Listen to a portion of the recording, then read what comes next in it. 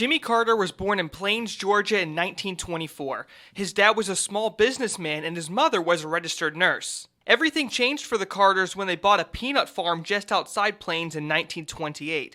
The Carters began to grow peanuts, cotton, sugarcane, and opened a small store to sell crops. A year later, when the future president was only 5, he had an idea. Taking inspiration from his family business, Jimmy Carter began selling boiled peanuts on the streets of Plains to make money. Carter said he always felt like a visitor to the small Georgia town when he sold his peanuts, but he did start to make a name for himself around the community. A few years later, his family had a massive surplus of cotton. This is where the young Carter had another idea. He bought some cotton from his family's shop and stored it for 3 years until there was a drought that destroyed the cotton crop. He then sold what he saved at a profit. It wasn't all hard work for the Carter family. They were known for their competitive spirit. The Carters had a clay tennis court between the store and their home.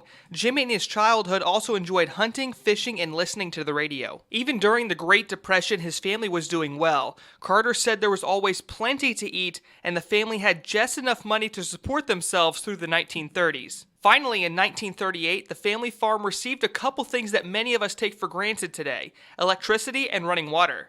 Jimmy Carter would go on to be the first one in his family to graduate high school and the only president ever from the state of Georgia. From Plains, Georgia, Daniel McFarland, WGXA News.